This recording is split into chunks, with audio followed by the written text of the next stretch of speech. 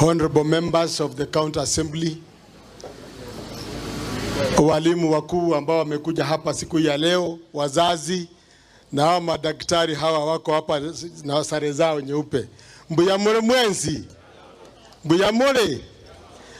Mheshimiwa Governor, niruhusu tu nizungumze maneno matatu. Kwanza ni kukushukuru kwa kazi nzuri ambayo umetufanyia kama kaunti. Your Excellency, kama kazi hii ya siku ya leo, kwanza umeanzisha kiwanda pale juu cha maziwa. Ni jambo kubwa. Pili, Your Excellency, umegusa watoto. Ukiguza watoto, umeguza wasasi. Kweli si kweli? Ukiguza wasasi, umeguza walimu, Your Excellency. Baada ya hapo, umeguza wakulima ambao wataleta maziwa haya.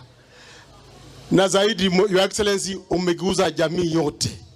Ndio sababu mheshimiwa, tukiona mambo haya na magendera mange kwa kole mheshimiwa Governor, mimi naona kwamba mbele iko sawa.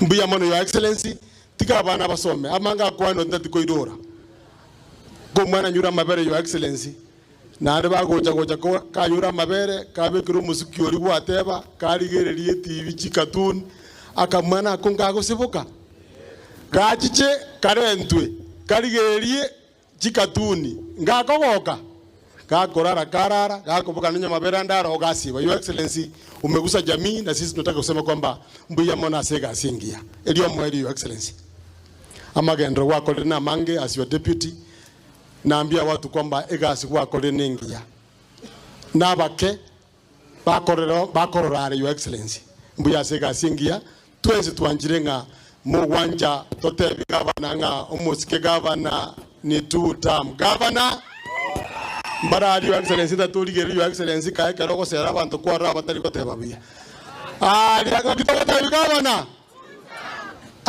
Your Excellency ko kolenge norre buya ga kitoko tebi Governor mainu abadosi ga kitoko tebi Governor abambu ya bari. Your Excellency yango mata abagina kitoko teba.